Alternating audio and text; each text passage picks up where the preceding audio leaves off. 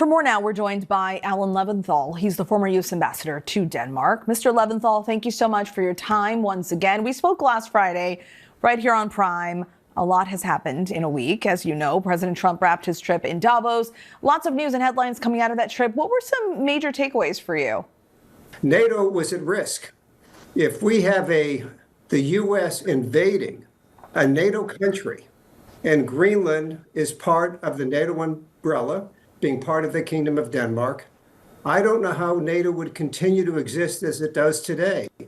And even Foreign Minister Lavrov from Russia had made a statement that if the U.S. invades Greenland, it justifies the Russian takeover of Crimea from Ukraine.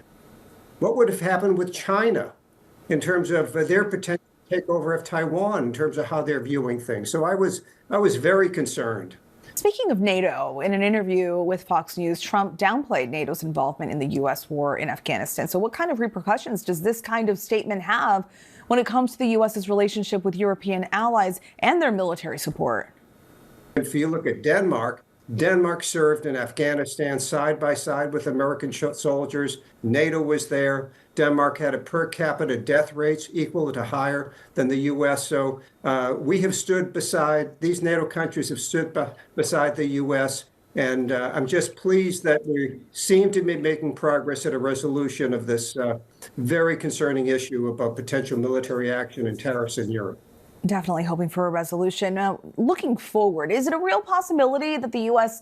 loses or fractures its alliance with its European partners? Or do leaders in Europe expect this kind of rhetoric from Trump at this point? Well, look, I think people are concerned about the rhetoric. I think there has been some damage done. But I think we just ought to focus on moving forward. We have to rebuild our alliances. I was pleased with the president's comments of standing down in terms of the use of force. I was pleased in terms of saying no additional tariffs on these European countries. I think we just need to make progress.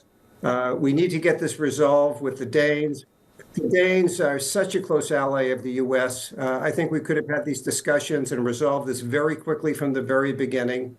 And as all of this is playing out, I can't help but wonder what our adversaries are thinking right now. What are your thoughts? What kind of message is Trump sending to U.S. adversaries when it comes to the desired acquisition of Greenland?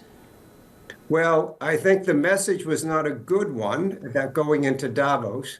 I think we've made progress. And I think the most important thing we can do right now is complete these discussions, complete the agreements with Denmark in terms of meeting the U.S. security requirements in Greenland and the high north. And that's what I think we should be focused on right now. Former U.S. ambassador to Denmark, Alan Leventhal, thank you so much, sir, for your time. Thank you. It's so delighted to be with you.